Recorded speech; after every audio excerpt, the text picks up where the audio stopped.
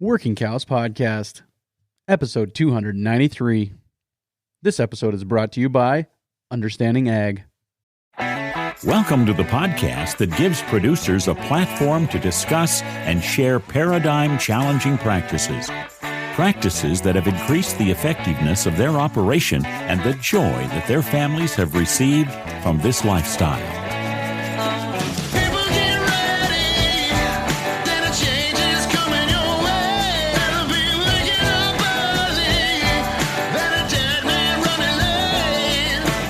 Howdy, everybody. It's Clay Connery, host of the Working Cows Podcast, recorded exclusively in the C90 Ocean Minerals Studios.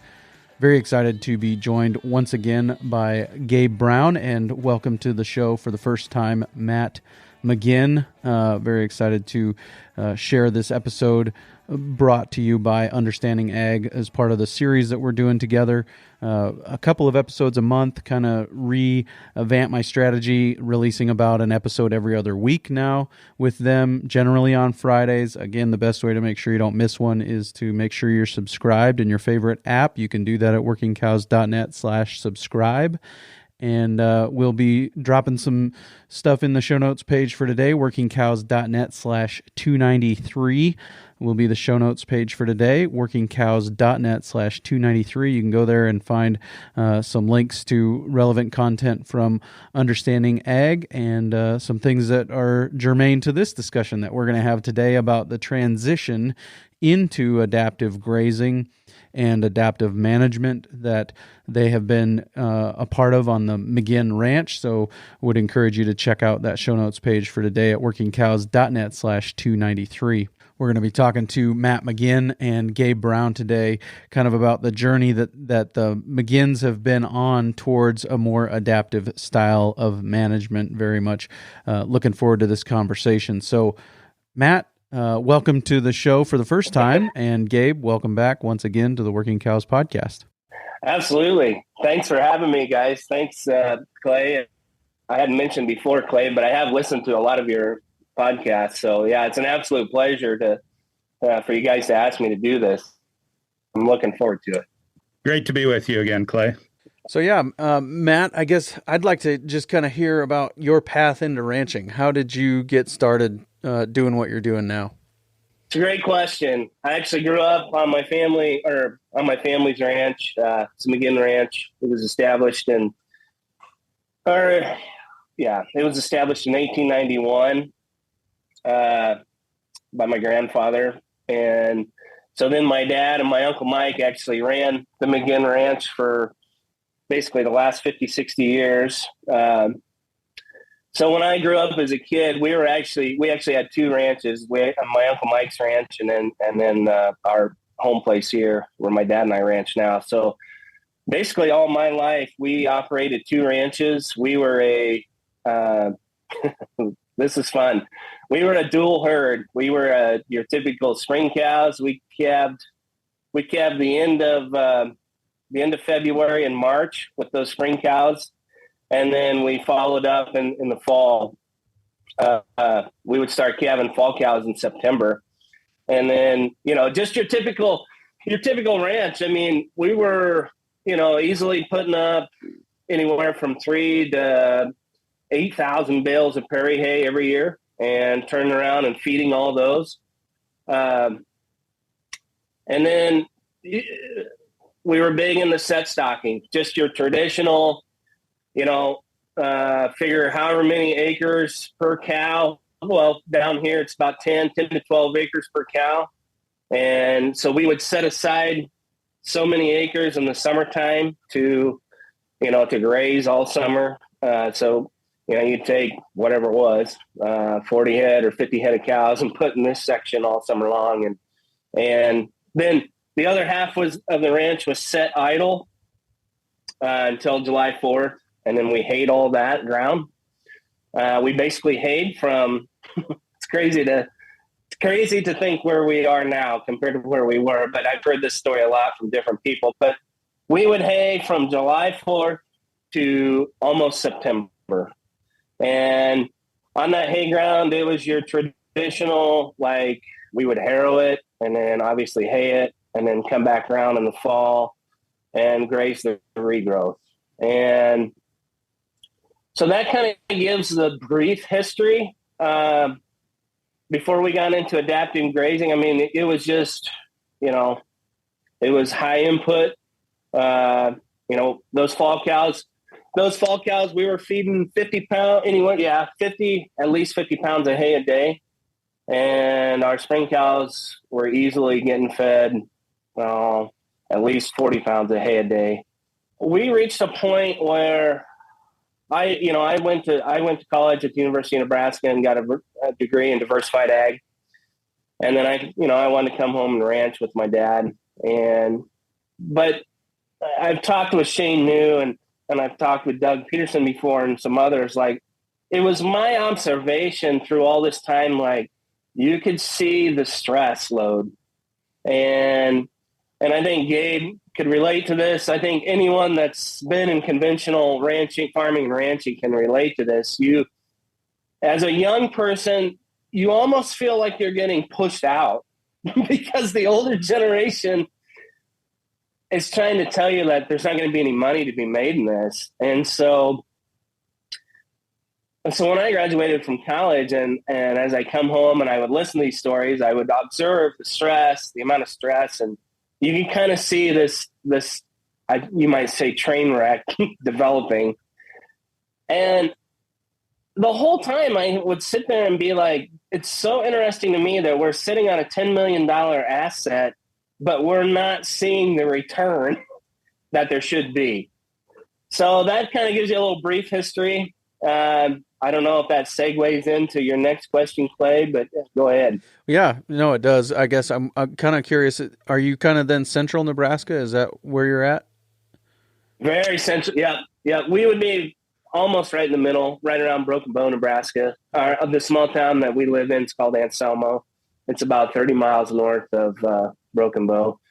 It's a unique area of the sand hills. It's right on the edge of the sand and the hard country, or the clay country. So about 10 miles south of us is where the farming begins, and then where we are north is pure sand.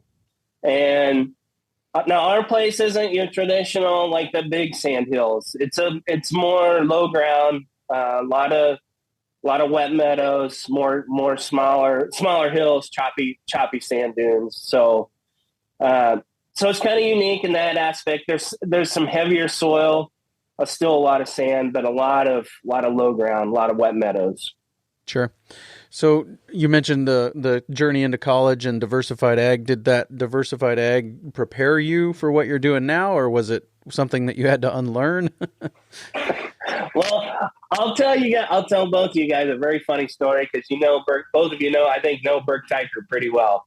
So I'll tell you a little story about my college and how it ties into Burke Teichert. So when I was in Cal-Calf management at the university, I can't even remember what class it was now or what number it was, but we had a day where Burke Teichert come in to visit with us. And I think at the time Burke was managing the Rex Ranch, and I love telling this story to Burke. So Burke stood up in the front of the classroom and presented some of the principles they were doing at the time at the Rex Ranch, which, that's 20, 25 years ago. So we were kind of for some of us, that was new thinking on this rotational grazing, regenerative ranching at the time. So those principles were pretty new. And I sat in the back of the classroom that day with my friends, and you can all imagine when we listened to Burke, we basically laughed. Like, this guy's a clown. Like, this is not where I'm picturing ranching going. At that point in time, it was going to be high input. We were going to set the world on fire. We're going to run 1,000+ head of cows, and so Burke come in there with this low input, not a lot of equipment. The equipment that you do have, you want it to be good for the people that are working there. And I specifically remember sitting there that day, like, there is no way we will be ranching like that. So I've visited with Burke 2 or 3 times since then. And 25 years later, we are basically doing what Burke had said back then. So Honestly, no. If you really want to know, no. Other than just the social aspect of college and the people that I met playing football, I really didn't get a huge much out of my college education. So, how did you get to where you are now? What was the journey into adaptive grazing like? What piqued your interest originally?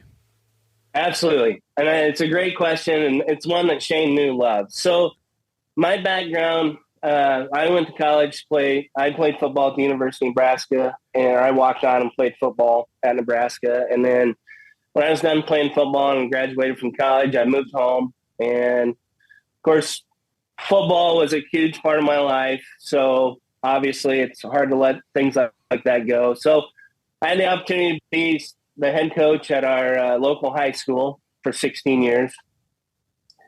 But one of the most interesting things in the football world compared to the ranching world is in football, every year, starting about now until August, you hit the road and you are in conferences, you are at different colleges, you are listening to coaches about every week, whether it's on campus, or if it's at a specific hotel where there's a clinic going on, but you are constantly educating yourself. And what blows my mind, Clay, is in the football world, people share videos and information it's crazy. Like, you can call major colleges and they'll give you all the information you could ever want. And so when I moved home and got back into the ranching, it was hard to find any new information, like to continue your education. And so, I think I was reading just a typical magazine. I can't remember what it was at the time, but there was an article in there about ranching for profit. And so I read it, and I think the advertisement claimed that, you would increase your carrying capacity, you could run more cows, possibly make more money. Well, that sounds interesting, I thought. So I showed it to Dad. Oh, I don't know why we would do something like that. And the cool thing is I finally convinced my dad. I'm like, Dad, in the football world, you're almost encouraged every year to go somewhere to learn skill sets about the game of football from new people every year. So like our high school administration, they want you to go learn more and more. So I told Dad, I'm like, so I understand why ranching is not like that. And I said, so here's an opportunity. We can fly to Abilene. At that time, we flew to Abilene, Texas. I think it was back in 2010. And we did the Ranching for Profit School. At that time, it was with Dave Brott. And so the one thing I will add really quick about my dad and the older generations here on the ranch, and I tell a lot of people this when I do talks, is the goal here was not to trash what they had done in the past. And the things that what they thought they were doing, they thought was right for the time. And so I like to tell people, like, this had nothing to do with what they were doing, but I thought we could actually do what they've done better. And let's go to a place where we can sit down and then start to maybe see things in a different light. And those of you that know Dave Pratt really well, you can giggle, because I remember specifically Dave and my dad about every evening having a couple beers and smashing heads together because they're both type A, that hard charging mentality. And but Dave got his spurs in my dad. And so Dave told Dad, and that was in 2010. So Dave told Dad, 10 years later, you'll be one herd, you'll take in cattle, you won't do very much haying.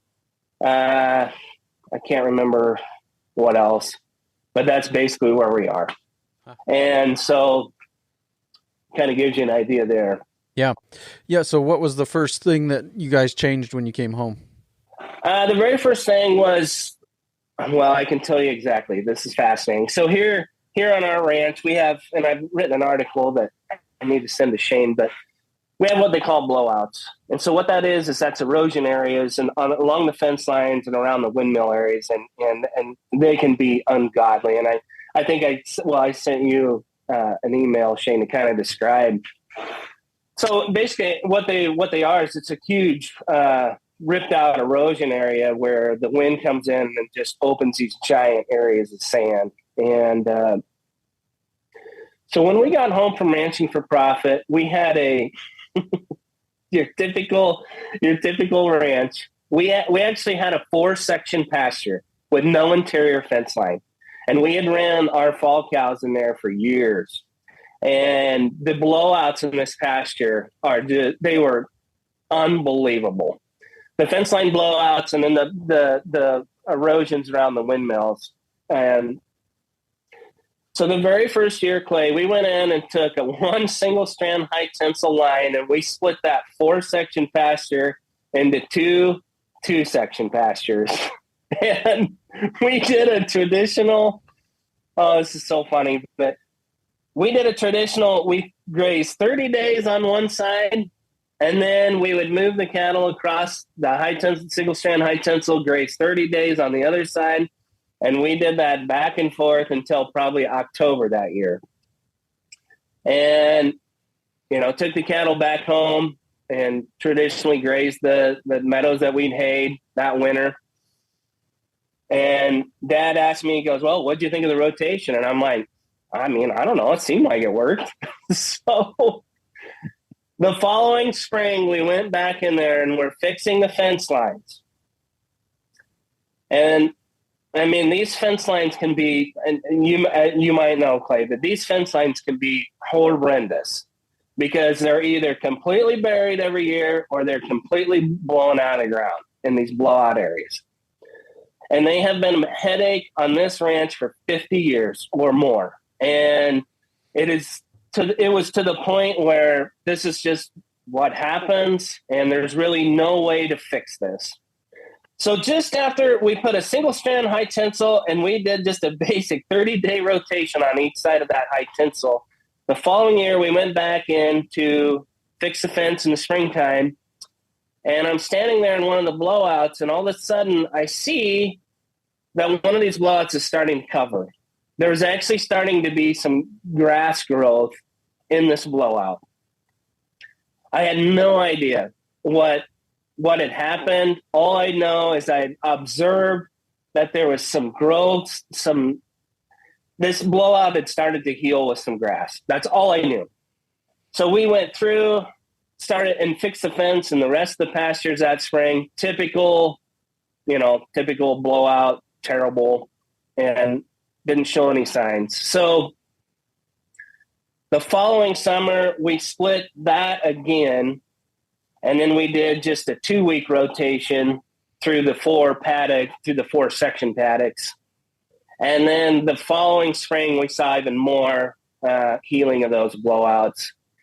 And then about that point in time, Clay, I wanted to know more about intensive grazing. So that's when we ended up, I actually flew to Mississippi and took Jim Garish's management intensive grazing class.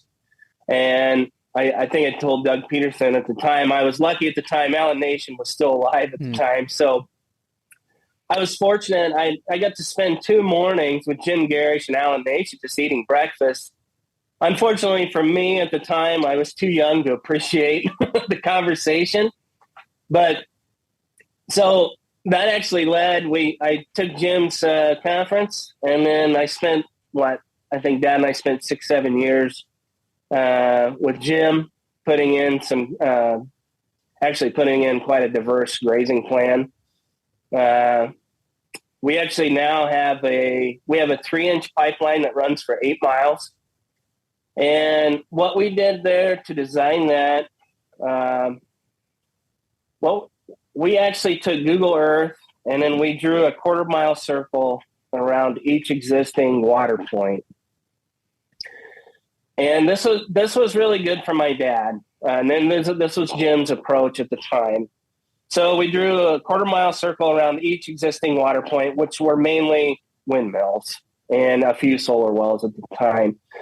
And then the areas outside the 1/4-mile circle, we actually colored, I think we colored it green. to give my dad an idea of the underutilized acres on this ranch. And once my dad saw the picture of the underutilized acres and how we could increase carrying capacity, and basically the old saying was, we'd add the pipeline and all the fence and you could buy another ranch for, next to nothing. And we've all heard that. So anyway, once we drew the 1/4-mile circles, we saw the underutilized area. Jim and I created a 3-inch pipeline that runs for 8 miles, and it basically runs right down the middle of that basically right down the middle of the ranch. And then we ran 2-inch stingers off the 3-inch line to start to fill in those underutilized areas. So at the time, to figure out the fencing on a big area, Jim wanted me to use polywire. We laugh about this now. And I think a lot of us have done this. So instead of putting in a bunch of permanent high tensile fence, we were stringing polywire like crazy. And not just, like we were stringing mile and a half lines. And I think my kids would kill me now.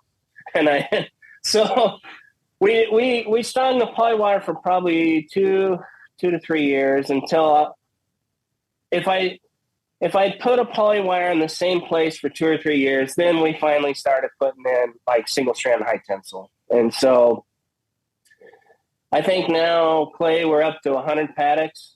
I'm not as good as Alejandro. I think Gabe would appreciate that. Alejandro sets the bar high for us. So, but we probably started out with 10 paddocks, and now we're probably pushing 100 now. And so at the end of I shouldn't say at the end, but Jim finally got me, when Jim Garris finally got me talked into rotating every 3 days, that's probably when we started to see the biggest improvements on the ranch. I would say I don't really necessarily get hooked on the 3-day or a 14-day. I really like what Understanding Ag does, and then working with Alejandro, and then we'll get into that later, how I ended up being introduced to Alejandro and why Alejandro come to our ranch. I like the adaptive side of it, because I think I've seen on other people's ranches that sometimes we get so hooked on the prescribed, like we got to do a 3-day or we got to do a 14-day window, and we lose observation. Like for me, Clay, when I really started to understand this is when I don't even remember who taught me, or maybe I taught myself, when I learned to use a grazing stick and actually get in the pasture, get down on my knee, measure the forage, measure the dry matter, what's available dry matter in the pasture. And then all of a sudden, like, you got your smartphone, you got the picture this app or whatever. So you're measuring the forage, and now all of a sudden you're taking pictures of the plant, or, plant type, looking at diversity. That's where I think it really started to go to the next level. And so then you could, as you measured that available forage, you could say, okay, well, we can do a 3-day grace period. We could do a 10-day grace period. And, you could begin to chart that mentally. You can chart it on paper, but I mean, that's kind of where we got to, or kind of where I got to. Sure. At that point. Yeah, I've been in the Sandhills a little bit, and I've been in the Sandhills enough to know that it's terrifying country to ranch in, because if you're not careful, your whole ranch will blow over to your neighbor's house. And exactly. I guess, so you've talked about some of the changes that you saw as far as those either buried fence lines, or so much of the topsoil had blown away that now the bottom of the post is exposed. It's kind of two extremes of the same issue. Right. You started to talk a little bit about diversity there, but productivity, water infiltration. Like in my neighborhood, I struggle to get water into the ground because it's heavy clay soil. In your neighborhood, absolutely, you can get it in there, but you can't hold on to it. So, I mean, it's two different. We have two different struggles. But can you talk a little bit about what you've seen as far as changes in that regard, as far as water holding capacity, species diversity, some of those things? Absolutely. And great transition, because this leads right into Alejandro. So we've done this now for probably 7 to 10 years. And, working with Ranching for Profit, and then working with Jim Garish. And we worked our way finally down to, moving cows in the summertime every 3 days and grazing cows longer in the winter, moving the cows, to a May, June calving. So we started, slowly, grazing longer in the dormant season, cutting away the hay. And so as we did the 3-day and started to move down this path, yes, all of a sudden, more and more plant diversity, more native legumes started to show up, just more ground cover in general. And and I think Gabe will laugh at this as I get into Alejandro, but I'm so passionate about ground cover. It is such an overrated thing. Like Jim Garish called it wasted grass. And my neighbors look across our fence, and I probably get at least 10 phone calls a year wanting to, they want to bring their cattle here in the fall. And I'm like, no, there's a reason I want. I am so passionate about no bare ground. And so this is unique. So we went down this path. We'd worked with Jim. We had 3-day grazing. We started to see plant diversity. We're building soil organic matter. Bare ground's going away. In 2020 and 2021, we had unprecedented rainfall here. And I would love to show you a Google Earth image of our place, but I would say close to 70% of our ranch was underwater. And I mean, we've always had ponds here, and we've always had ponding, but this ponding was extreme. And so I'd reached a point where I'm like, okay, I need a guy to come in here with a new set of eyes so I had looked at the Understanding Ag. I really liked their approach, and I liked the 6 principles of soil health, all of it. And so I got a hold of Shane New, and Shane's like, and I told Shane my background, and Shane's like, we kind of need somebody to go there to kind of raise the bar for you, if you would. So that's how Alejandro came. So I brought Alejandro in to fix this ponding problem, because we at that point in time, we had giant water holes. And these were in areas, Clay, that we had hayed when I was a kid. I mean, we're talking entire valleys underwater. So I'm sitting there just on pure observation. Like, I'd seen how we adjusted in the 3-day, and, you continue to read books and listen to these people. So Alejandro showed up, and we're out in the pasture not even 2 hours the first morning. And we're sitting up on top of a hill, and I'm asking Alejandro, I'm like, man, what? Do you really think that this sand can compact? And, of course, he giggled. So we actually dug a hole.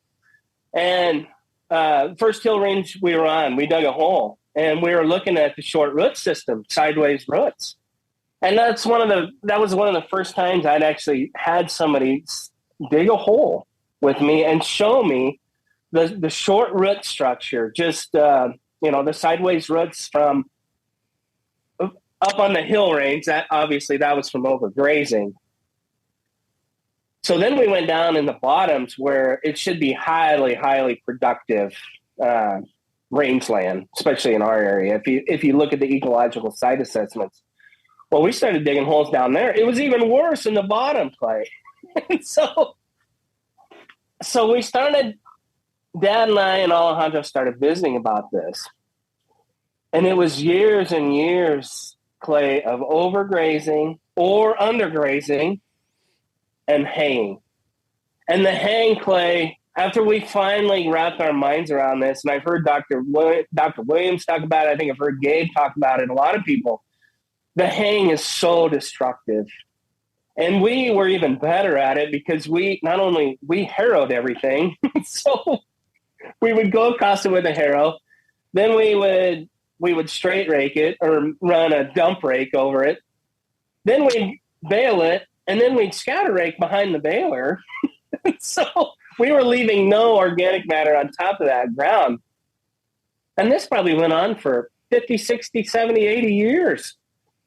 And slowly, once I figured out the short root system, we started probing, we started looking at all these things. Alejandro and I started looking, and then the light finally come on. And then so, the goal was now to build more organic material. The crazy thing is, and I've heard, Gabe, I think you're big on this, it was the loss of aggregate stability. And the first time I heard Gabe Brown talk about the loss of aggregate stability, that's exactly what had happened here, even in sand.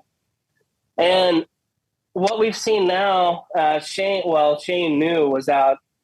He'd stopped by our place last fall, and it hadn't rained here. I don't know, Clay. It probably hadn't rained most of the summer, and I'd have to go back and look. But Shane and I actually dug this soil sample up, and you can actually see black soil. And then we probed this, but you can see the black soil. You can start to see the aggregate stability, and that soil was moist. And that was probably, just that alone was probably built in maybe a 3 or 4 year time period at the most, just through rotation, leaving that wasted grass or building that soil armor. So you could automatically start to see results, and it's very encouraging. Matt, if I may, has your father been able to see that? Okay, Gabe, this is what I love about understanding ag and working with Alejandro, and it's a great question, and thank you for asking. So when we started this, Gabe, and I think you would agree when you started, a lot of this was theory. Like, okay, if we rotate the cows, in theory, this is going to improve or heal the land. So when Alejandro was here, we started shoveling. We're reading the bricks tests. We did the water infiltration tests. We're doing all these tests, and it gave my dad something visually to look at, and he could see improvement. And as soon as he saw that, Gabe, it was full bore, and more fence line, more water line, because you actually can see that improvement. But Gabe, what I find interesting, the more we do this and the more I visit with the older generation, they've seen and made these observations in their lifetime. Like, I'll take Dad out and we'll look at these things, and he'll all of a sudden be like, well, we used to do it. And I'm like, how did this change? And we get I think we got so wrapped up in the technologies, and I guess we can thank like Vermeer and the balers and all of this, but we've lost that power of the observation. And what I love is when we use these tools and we sit down with the older generation, you can see the light come on in their eyes. Like, we've already done this before, and they get so excited, and it gets them back out in the pasture. And so absolutely. Yeah. Hopefully that answers your question. It does. Thank you. Yeah. I think kind of what you're talking about is industrialized nutrient exportation. When you're talking about all the raking and all the haying and everything, you're just absolutely taking everything you can off of there, and that's the problem. Exactly. Exactly. Yep. So, what about changes to your cattle? We've talked a lot about ground and grass and those things. What about cattle? How's that journey been? This has been an interesting journey, and it'll be fun to visit with Clay about this, or Gabe about this, or both of you. This was the hardest thing for me to wrap my mind around, and thank God for Shane and Alejandro and even Jim, all of these people that I've had the fortunate to work with over the years, and that told me just to stick with it. Because it was the hardest thing when you go from the February, March, and we sold. So basically, we sold all of our fall cows, And then this is we could argue this point. What we did with our spring cows is we slowly moved them back.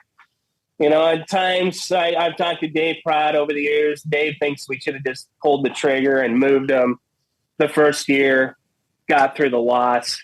The biggest thing, guys, and I think I've heard Gabe talk about this, and a lot of people, is dealing with the peer pressure, because you're going to a more, which I love listening to Dr. Williams and everybody talk about this, the short, moderate, thick, wide cattle.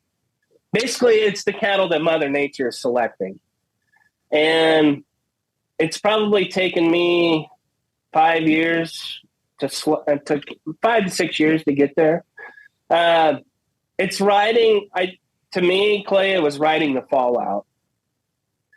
But when I say the fallout, it was the, Gabe, I think you could relate to this, it was the years of me or our ranch breeding high input genetics, and I look back now, I don't even know what the heck what we were chasing. I think we were being lied to. Well, I know we were being lied to, but it was breeding this high input genetics where, we're going to feed 50 pounds of hay to get these things through the winter time. We're feeding all this cake. We're looking at our winter feed bill and scratching our head like, where is this 100,000 going? Or just using that as an example, like, where's $100,000 going? And so I told Dad, I said, after visiting with Dave Pratt and them, like, we're going to do it. We're going to back it up. We're going to calve in May and June. And then we're going to let Mother Nature select what stays and what goes. Probably, Clay, the biggest thing that helped me in all of the grazing was learning to winter graze. And winter grazing, to me, is that more phenomenal. Learning to winter graze has taught me more than summer grazing. Because when you become a 365 day of the year grazer, and now granted, like this year you get these weird 27 inches of snow, which Gabe's used to, but I'm not. But learning to graze 365 days a year and planning that grazing out, you become very, very good at observation and grazing. And I think that was one of the big things as you learn to adapt those cattle to wintertime grazing. And so our animals, Mother Nature has selected, just like what everyone says, they're short, deep, thick, and wide. But it's the animals that have to learn to graze on brown forage most of the year. That's what you're looking for, and that's the phenotype, and that phenotype shows up right away. So now we calve in May and June. We breed. We give all of our heifers a chance to breed, and then so what I do now is I have our nucleus cow herd, our main cow herd, and then I keep all my yearling steers and yearling heifers over the summertime and graze them and make long yearlings out of them. And then I take in roughly about 450 head of red heifers. So the reason I structured this was it's all centered around the cow herd and drought management.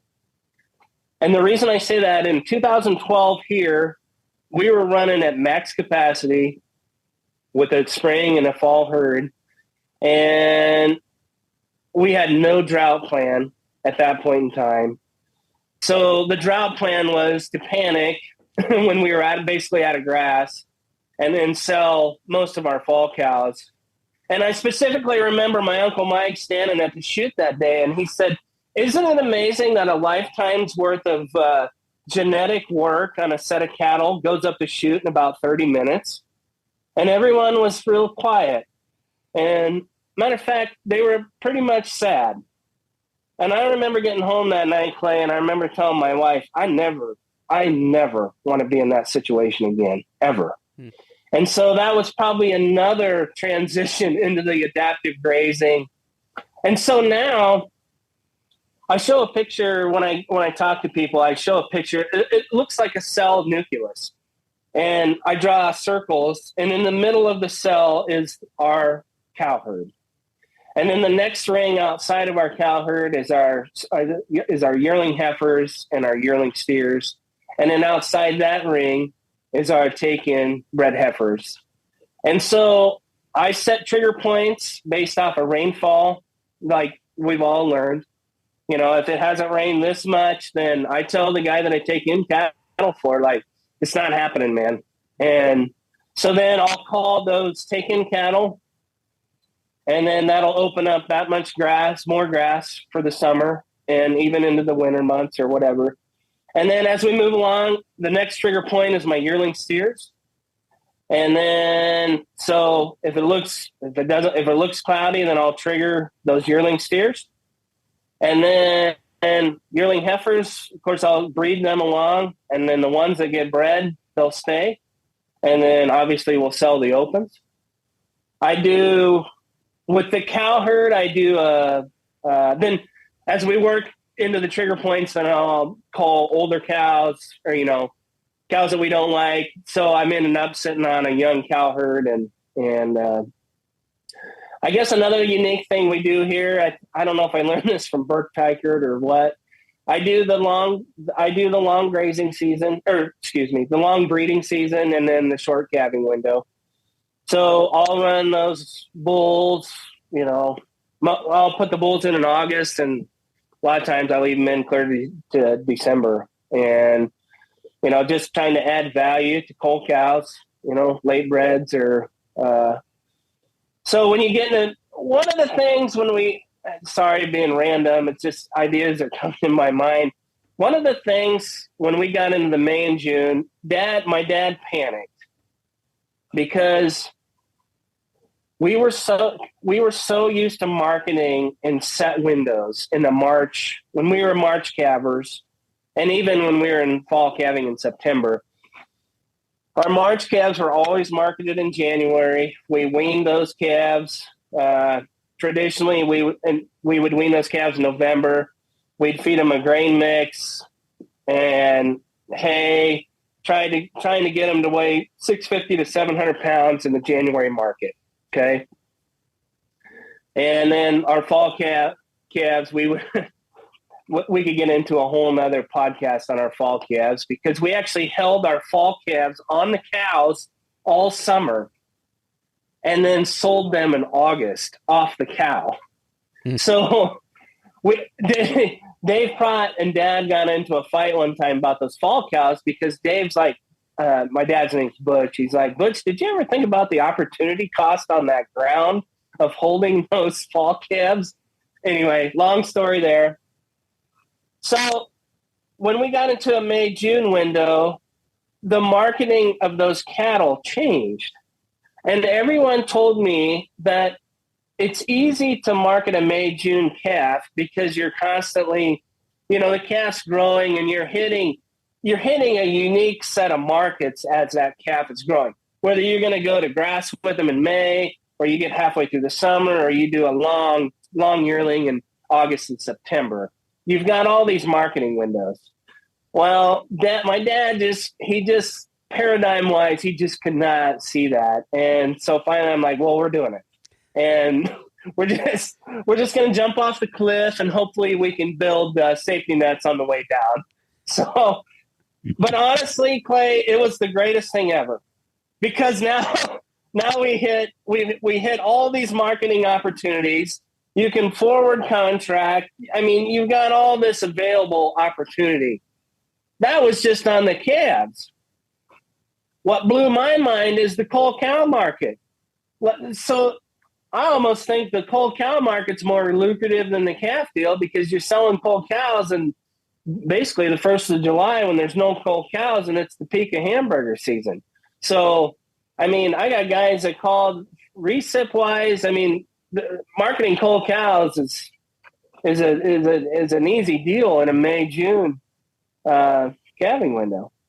But yep. I'm going to give a shout out to Gabe here. One of the best things that I've done was later weaning. And this was a fight. This is a fight with my dad, and this was a fight with myself. But I called and I visited with Burke Teichert, and I visited with a lot of people. So the last 3 years in a row, I just weaned my calves. Clay, I just weaned my calves last week. And hopefully next year I can get to April 1st, because I think, if I'm not mistaken, Gabe, is that about the time you wean, is around April 1st or somewhere in there? Well, anyway, I must be following you, because we just weaned last week, but it was only because the snow's getting way too deep. So yeah. Absolute game changer for me. I mean, if we went back and I can give you guys an idea. 3 years ago, I was calving in May and June, and I weaned about the 1st of December. And if I could go back and look, I'm pretty sure on this, but on the numbers. But so I weaned those calves in December.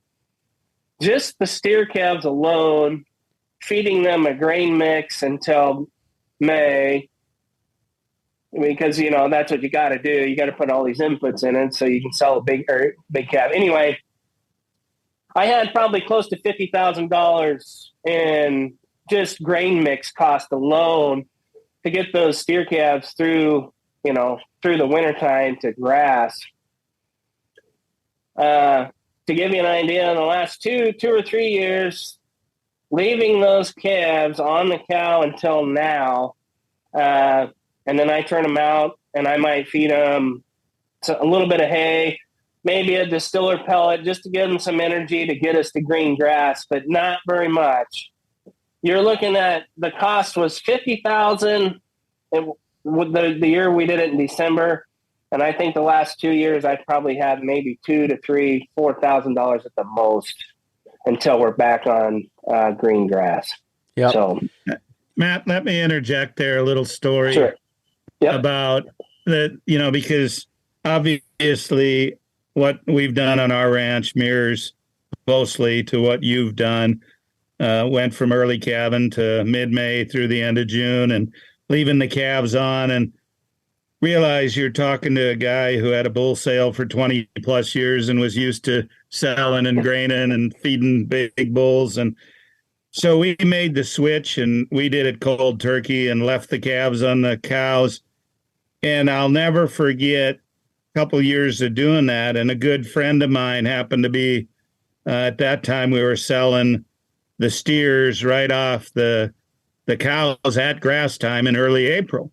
And man, they sell. But like you say, I love the options. We have a lot of options, But anyway, of course, they're not weighing that much because they've been on the cow grazing through 30 inches of snow. And he looked at me, and he looked at the calves, and he shook his head, and he said, "Gabe, why so small?" And I answered him just quick as can be. I said, "So I can make a profit." That was my answer. And he could not. He just looked at me and walked away. But that's it, right? So I can make a profit. Gabe, that is so true. That was one of the toughest things for me to get my mind wrapped around, because when you grow up in that high input grain system, and then you get to this time of year and you're looking at these calves, and then you're beating your head against the wall like, oh my, what have I done? And that's the way my dad was. And then all of a sudden the best thing that I did was just listen to people, and they, when they told me, like, just stick with it. It'll be okay. Just stick with it. And it is absolutely phenomenal. You're exactly right. Because you're going to take this green animal, and I mean, it's like a nuclear bomb when they get on grass. Yeah. Yep. So, and the fun thing is you're making more profit doing it. The easiest money you'll ever make is money you don't spend, Exactly. And you've got money in your pocket now. And I would contend the animals are healthier, and you're doing right by the resource. It's a win-win-win situation. I think, Gabe, one of the coolest things, I was just visiting actually with my loan officer this morning about this. Like, so when you wean this time of year, if we compare that to when we weaned in December, Okay, those calves, it wouldn't matter if it was conventional or the way we do it now. But one of the things I observed when we went to the later weaning was when we would wean those calves in December, it was the stress levels on me and the calves was unbelievable. So not only are the stress levels high, but you've just put this calf in a window where it's doomed from December until now. And you're going to put them in the most stressful time of the year without their mother. And here on this ranch, Gabe, we put up sheds and everything just for that, because we would wean those calves at that time of year. So what I found when I went to like this winter, we had the most snow here we've ever had. And people told me it would be a train wreck having those calves with those cows. And I'll tell both of you, it was the best thing ever, because the cows would stand behind the hill ranges, or they would go down in the ponds where the cattails, or the ponds that are dried up, or the cattail. The cows would find protection, and the calves would stay right with them, like it should always have been. And so, yes, Gabe, more profit, less calf death loss, more. We can even go down this road, Gabe. More positive epigenetics all around is probably the biggest thing that I've noticed. Like, why we went in there and decided to separate those calves from those cows. Now that I've seen it the other way and the positive epigenetic influence, those cows are teaching those calves how to graze in the worst time, the hardest time of the year, or I should say the harshest time of the year, whether it's deep snow, and they're learning all of that as we go. It's just, there's so many positive things. Was there anything you would change about that transition to May, June calving? I think that to me, it sounds like there was potential for a cash flow crunch, right? Going from selling calves every year to keeping them all the way through to yearlings and stuff like that. So was it the fallout and the cull cows that made the difference as far as the cash flow was concerned, or how did you guys manage that? And would you do anything differently as far as that transition? That's a good question, Clay. I've pondered on that a little bit, but you're exactly right. It was the cull cow. It was the development of, yes, that cull cow market that bridged that gap easily, for sure. Because that was one of the big things. We kept looking at that calf, the hole in there, I guess you would say. But then we got to realize, and you're actually not only the cull cows, but such a huge reduction in inputs on the front side of it. Made up, yeah, and that was probably the biggest thing that my dad kept telling me, because I would panic. Like, I'm like, oh my God, Dad, we're losing these cows. Yeah, we're breeding heifers back into it, but this is gonna end up being a train wreck pretty soon. And like my dad kept saying, well, think about the reduction in inputs. I mean, that is staggering. We probably put up, Clay, at the most 300 bales, 400 bales of prairie hay now, compared to 2,000 in the past. And so, we don't have any employees now. So you've got a reduction in labor. You've got a reduction in hay inputs, but you've increased carrying capacity. So another big thing, Clay, to answer your question, to bridge the gap, and this is great, and it just dawned on me. It's take-in cattle. Take-in cattle is an absolute. I love it. I mean, and my banker loves it, because we know, right? Yeah, we know right away. We already know we can take in. We're bringing in $50,000 right now, and so it's easy money.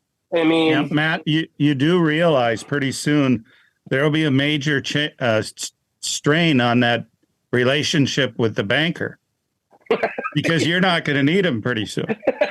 That's exactly right, Gabe. He might not give you a $50,000 coat anymore. I I got to say one thing about my banker. He's he's a little older than I am, but he's done a tremendous job he comes out probably 2 or 3 times a year and rides around with me. And he's been tremendous on diving into all this and learning about this whole process. And the more we visit and the more he talks to me about his business and looking at different portfolios, the cow-calf industry is in need of some help. And I'm glad Gabe's talking on the profits and, all of this. There's so much positive to this, but it's the peer pressure and, well, Gabe, I think you've said it before. It's the lack of knowledge. And I think the more that those of us that have done this can get out and share our knowledge, as we shared, when I started the podcast talking about the football. I mean, in the football world, knowledge is shared. I mean, there's playbooks given, offense and defensively. Film is shared. There is no secrets in that world. And I think all of us can see that people make good money in that world, even sharing their information. And so I think that needs to be the case here. We have, we talked about earlier. Go ahead. Sorry. Well, I was just going to interject.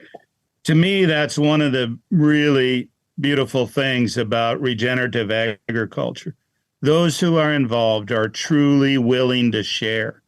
Absolutely. They don't look at their fellow farmers and ranchers as competitors. We look at them as partners and learn from each other and how to move forward. That's probably one of the most rewarding things of being in this space. 5.5 years of doing this podcast, 5.5 years of doing this podcast, and I've only ever had one person flat out say no to coming on.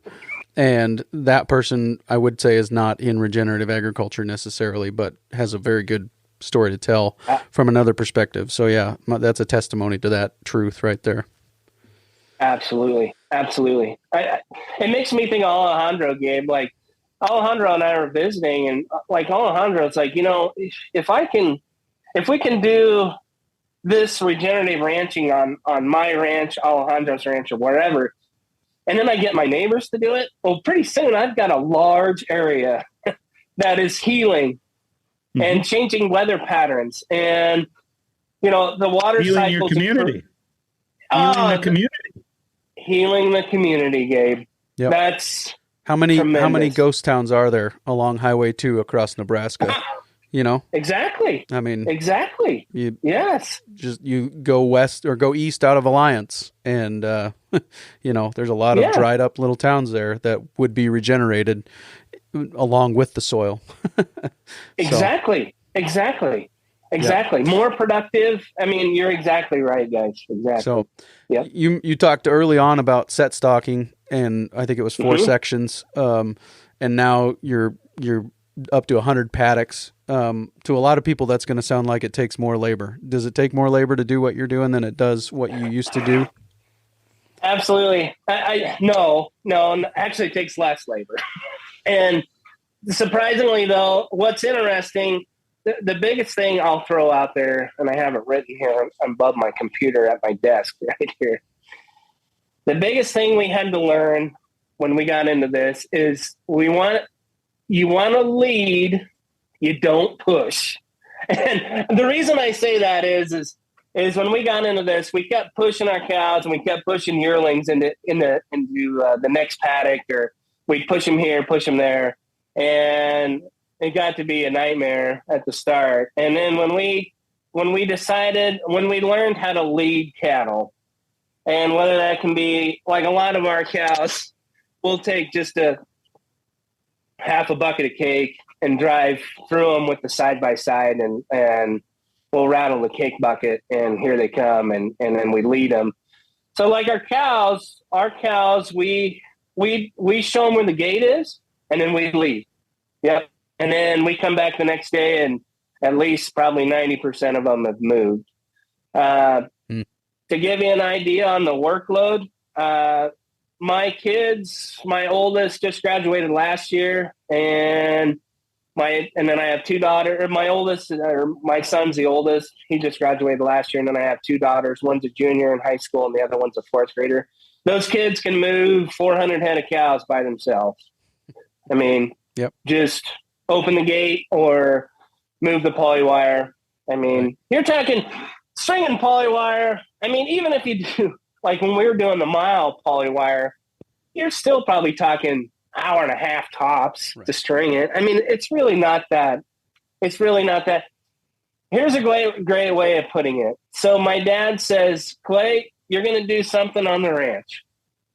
So you're either going to move fence and move cows, or you're going to put up hay, or you know what I mean?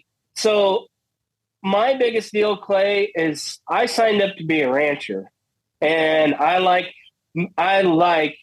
working with cows in the land. I didn't sign up to ride a tractor and put up hay. And so that's the way my dad always looked at it is, okay, we can rotate the cows, we can build diversity, we can build all of this, regenerate this ranch through these practices, or we can keep going down the same road, ride the tractor. So you're going to do something no matter what, is what I'm saying. And it's just how you want to allocate that time. Yep. And I think that it's a lot of the labor that happens in a more conventional system is a lot more time restricted. It has to be done at this time. Or, haying is a perfect example of that. You've got to put up the hay when it's right to be put up. Yep. You don't really get to schedule that in. Whereas with a move, you can schedule those almost. You can almost schedule moves, and go out and do those when it works for your labor and those kinds of things. And then on top of that, when you've got weaned calves standing in a feed yard, they're not going to go find feed. Mom's not going to help them find feed. You are mom. You got to bring feed to them. So, those kinds of things where it's a very, very definitive, this has to be done now. Nobody else is going to do it unless we do it. Whereas when you find working cows, right, when you put your cows to work for you, they're going to do a lot. They're going to do a lot of that, carry a lot of that labor load for you. Yeah. So to touch on that labor real quick, Clay, just popped in my mind to give people an idea on our cows and labor. Because right now, especially around here, probably around everywhere, I mean, labor is super high right now because we're all calving in the coldest time of year. And I see the stress loads on my neighbors, stress loads enough that at times it bothers me. Like, you don't have to put yourself through this. And so I've even made it a point here, Clay, in the last 2 years, like we've talked about earlier, I just weaned my calves, and I mean, we've got, most of our snow is melted, and my cows, Clay, will go 5 miles from the house. There is no corrals. There is nothing. And they calve on their own. Like we'll go down there and sift the dries and the late breds back towards the house to sell them in July. But those cows that have calved are on their own. And we did that because I was by myself with kids in high school or young kids. And Dad and I talked like, how are we going to do this? And so, of course, I was told, it's going to be a disaster. We're going to lose all these cows and lose all these calves. It was fine. Matter of fact, I think it's better. Yeah. And so those cows are 5 miles from the house. We probably go down there maybe once a day and drive through them. But to me, Clay, it was natural. Let's get back to this cow herd being natural. Like, let them do. It's, all of those things. So right. I thought that was interesting, kind of a neat idea. Yeah. And you've mentioned those short, thick cattle. A lot of what makes a short and thick cow is her bone structure. And actually, if you start to pay attention, a lot of what makes calving ease is actually bone structure too. Are they sloped from hooks to pins? It opens up a bigger circle for that calf to shoot out of, whereas exactly. If they're level from hooks to pins, they're trying to shoot through something, like the thickness of a piece of paper rather than the thickness of a basketball. And so it becomes a lot harder for them because of their body shape. And it turns out that those are the cows that do well on forage too. So it's almost like it was all designed to fit together or something. So the toughest part about all that, I think, Gabe, you can probably relate to this. The toughest thing about those genetics, Clay, is finding them. Yep. And, at visiting with Alejandro, Dr. Williams, and all these guys, you about got to make your own anymore, right? Because you're going to have a hard time finding those genetics. Yeah, I think over time, nature will select them out of your herd. They're probably already there. You just didn't see them. I think every herd's got them. What's been the biggest challenge going down this path? You mentioned peer pressure earlier. Is that the biggest challenge? Yep. Would you say? I really do, Clay. I really think it's the biggest. It's the hardest because I've seen so many. I've talked to Shane, Jim Garish, or we've all talked about this over the years, and I'm sure, Clay, you've had people on here that talk about the same thing. It's the biggest thing of pulling your hat down and not listening to, because you're the black sheep. I mean, you're out there. You're and so it's that. To me, it was that. I mean, for me, when I made what I tell people, Clay, is I was the generation that turned upside down the way a ranch had been managed the last 60 years. And so when it comes to open cows, when we're going to market calves, doing a grass rotation, why the wasted grass, I mean, you name it. Everyone at the coffee shop is like, what in the world is that kid doing? And Clay, your intuition, those of us that work with the land, there's something telling you that this is right. But most of us hide that intuition, like it can't be right. This isn't, you know what I mean? And we don't listen to that I don't know what you would call it, that higher spirit guiding. I know that gets wild, but that higher spirit is guiding you. But yet we keep pushing it to the side because surely that's not right. But once I listened to that intuition and started I'm going to do it, all of these opportunities start presenting themselves that weren't there earlier. But the hardest thing, Clay, is just telling yourself, I should say it like this, Clay, it's lonely because you don't have a neighbor to go talk to. Yep. And there's not a guy 10 miles away to talk to. You gotta find somebody like Alejandro or Jim or Gabe or, and then those guys help you, but they're not in the same environment. So, what works for them, I think, Gabe would like it if I mentioned context. I mean, the contexts are so different. The principles are all the same, but the contexts are different. Yep. And so I think honestly, the peer pressure was the hardest. The rest of it, I mean, the numbers, figuring out the financials, I'm not a numbers guy. I've made myself a numbers guy, but that was all fairly easy to figure out. Yeah. And I guess the other thing, Clay, was just finding the knowledge out there of how to do it.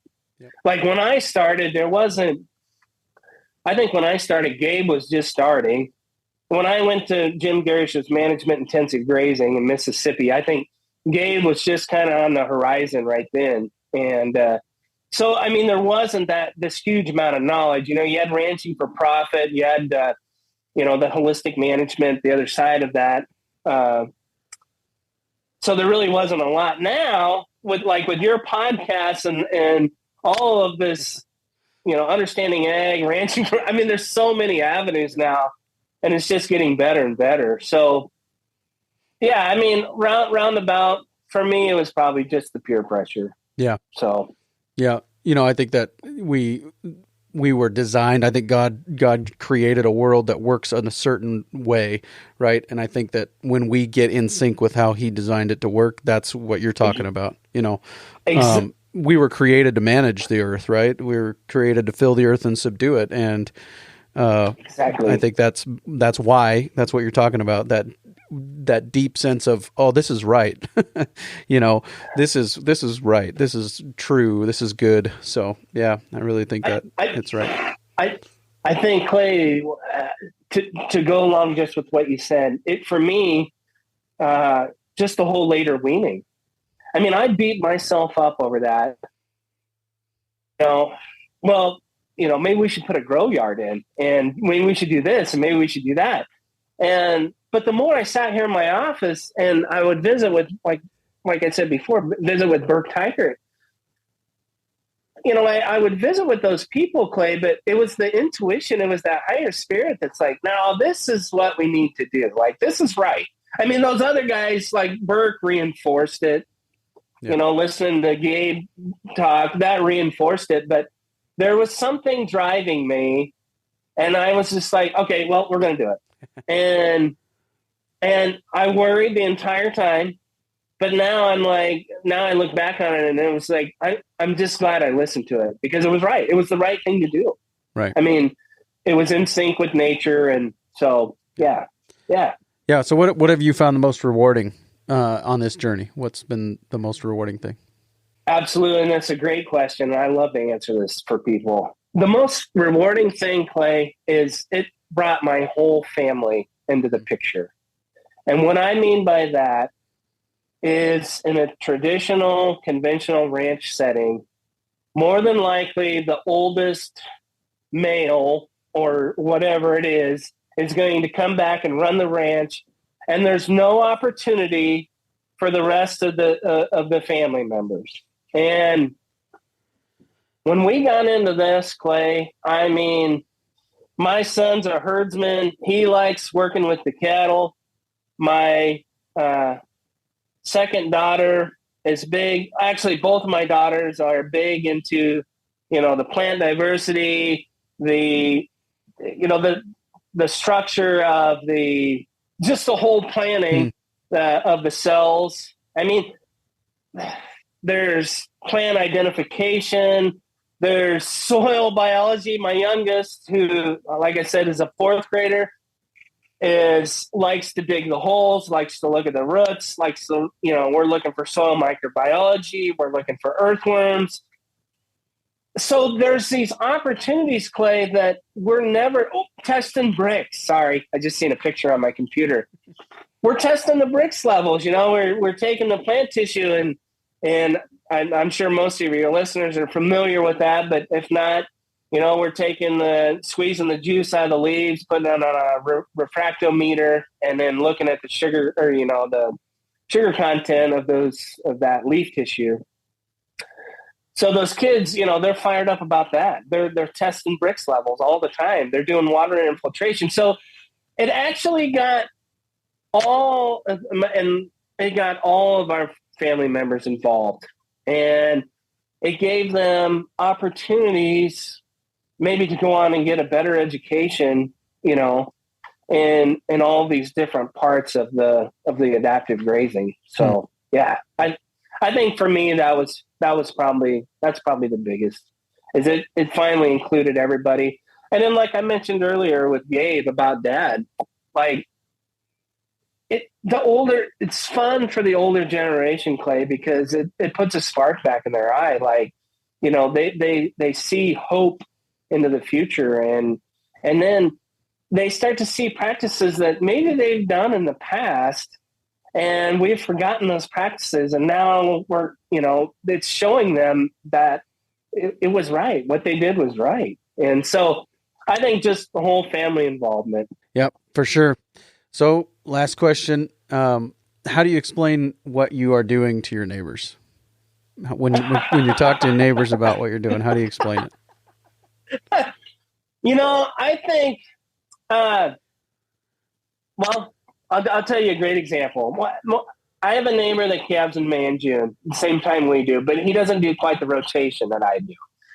And he was over here, and he's an older generation. He's probably he's probably older than that. He's probably 20 years older than I am.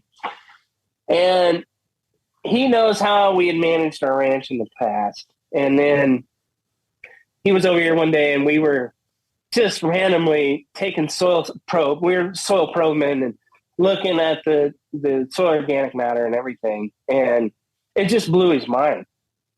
And we started looking at what we call the second bench area, where we have the low ground, we have the second bench, and then we have the hillside and the hilltop.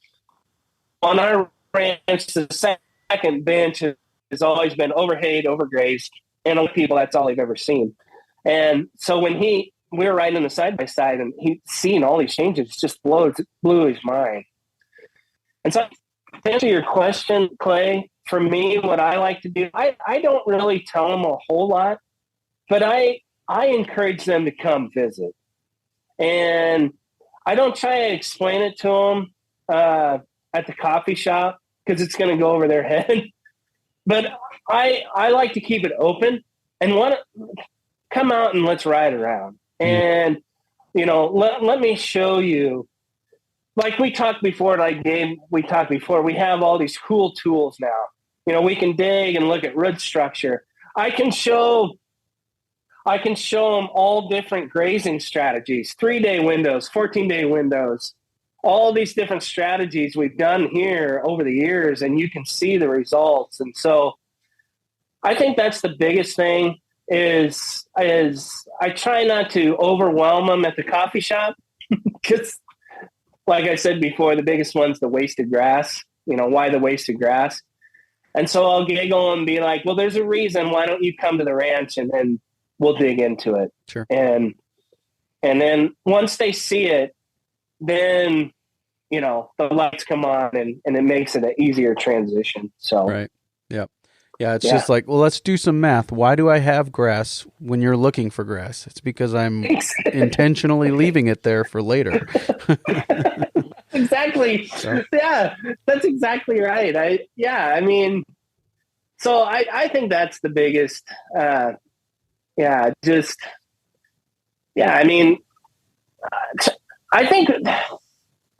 think like Alejandro and I talked one time, the biggest thing is to make it very encouraging for people to do. Yep. And try not to overwhelm them. Like, so many times we'll sit in and listen to these speakers and we get overwhelmed by it. And we just want you to know, like, hey, if we put a fence here, maybe add some water, maybe we don't add some water, maybe we just put a fence, and we just, kind of slowly work our way into that and help you with that. We just don't want to make it overwhelming, like I said before. So, yep. Yeah. Yep. Yeah, very good. So has this changed, the shift? Has it enabled you to come home full time and be on the ranch full time? Is that part of how that worked? Ultimately, yes. But I think the biggest thing, well, I can tell you the biggest thing, Clay. When we did this, the goal was to run more cattle and make more money. I mean, that was when we went to Ranching for Profit. That's what we were going to do. We were going to run more cattle, and we're gonna make all this money doing all these rotations and everything. And then actually what happened was, as the more we learned and we saw how the land was healing, we got to notice that there's more and more opportunity for, all those, like I mentioned before, all those different family members, not only myself, but now we've opened up more opportunity for the rest of our kids, and the ranch is now more sustainable. So, yeah, I think ultimately the goal was, I was going to be here, and, we're going to make more money. We're going to run more cows. And ultimately what happened was all of those things came true, but there was so much more to it than just money and running more cows. And so, yeah, now the opportunities are just really, Clay, the opportunities are just endless, because like Alejandro and I talked, I don't know how much grass our country can grow. Not here, even at Alejandro's place. Alejandro and I talk about this all the time. Like, yeah. I don't think we know really how much grass or how much productivity is there. Right. Yeah. So, at the time of this recording, I don't think one of our episodes that I've done with Gabe and Alan has come out yet, but we were talking about that, and he said people ask Alejandro how much rain he gets per year, and he says, "Oh, I get around 9 inches, but I don't really need that much," So I mean, like it's it's already outpacing what he can get around as far as productivity is concerned. So it's pretty Absolutely. cool. Yeah. Yep. Absolutely. Matt, very good stuff. Is there anything else that you really wanted to make sure people heard today as we talked about this? No, man, I think, we hit a bunch of it. I mean, there'll be things, later on, Clay, there might be things that come up for you. There'll probably be things that come up for me. And I mean, we can always do another one down the road because there's so much. I mean, I've listened to a lot of your podcasts and you've got repeat people on because there is so much information to it, whether it's financials, like we talked with the cow herd, the grazing structures, whether how you do paddock design. I mean, there's so much involved in it. But I think we hit quite a bit of it. And I'll probably throw up some of those pictures that you sent me, Matt, in that show notes page. And really, the really striking one is that Google Earth image of those blowout areas and the healing of those places. So I'll probably include those in the show notes page for today at workingcows.net/293. But Matt, thanks for your time today. Awesome. Thanks for having me, Clay. It was a great time. Thank you very much. Very good stuff there with Matt, of course. As always, very good stuff with Gabe. He had to jump off there towards the end of that conversation, so wasn't able to say goodbye to him. Didn't want to interrupt Matt as he was on a roll there. Very much appreciate his perspective and what he had to share, and continue to look forward to these episodes. Got another one coming up, another one already in the tank, ready to be released here in a couple of weeks on the consolidation in the dairy industry and how soil health practices and some of those things can be implemented, and the opportunities that exist to implement soil health practices in the dairy industry and some of those things. So really would encourage you to consider attending an Understanding Ag Soil Health Academy. They are great resources. I've talked to some people who have been to them. Myself, I have not been to one, but I've talked to some people who have, and they really speak very highly of them. And as a matter of fact, this next episode with them that's due out in a couple of weeks is going to be talking about the dairy industry. And they are hosting a Understanding Ag Soil Health Academy at the Schmitz Dairy, and so there will be an opportunity to go and to see how a dairy is implementing these kinds of things. And I think that there's lessons for us as beef people to learn from them. There's lessons that every sector of agriculture, every sector of livestock agriculture can learn from other sectors, and obviously, those that are more regeneratively focused, as the Schmitz and the Willenbring families are going to be the kind of operations that we can learn the most from if we are adapting or adopting these regenerative principles. So I'd encourage you to check that out. It will be linked in the show notes page as well today at workingcows.net/293. So go there and check that out. And we look forward to the next episode of the Working Cows podcast coming your way in just a few days with another opportunity to sit down and talk to Dr. Ken Olson, one of the smarter people in agriculture today, I think. Very much appreciate his perspective. And he's got a new apprentice there under him at the Extension Service in South Dakota for the South Dakota State University, and that is Jalen Whaley. And we will be talking to them about the need for sheep in the Mountain West to control brush encroachment and also small ruminants in general. Dr. Olson has a wealth of experience in that regard, doing his master's and PhD work in places like Utah and New Mexico on specifically small ruminants in those places. And as I went on a elk hunting trip recently and saw the brush encroachment in some of those areas, I thought, this place needs, I think the number I came up with was about 10,000 goats. And so, going to talk to Ken and in the providence of God. Jalen is from the area where I was elk hunting at. She's kind of a little bit east of where I was elk hunting at, but she is from that area, and so she's very familiar with it and knows and understands the need for small ruminants to do what they do best in that part of the world. So we're going to talk to them about that coming up real soon on another episode of the Working Cows podcast. We'll see you then. We invite you to visit workingcows.net to subscribe to the show via iTunes or Stitcher. You'll also find detailed show notes pages, resources from our guests, and the industry leaders who have influenced them. For more ideas on putting your cows to work for you in a more profitable way, tune in next week.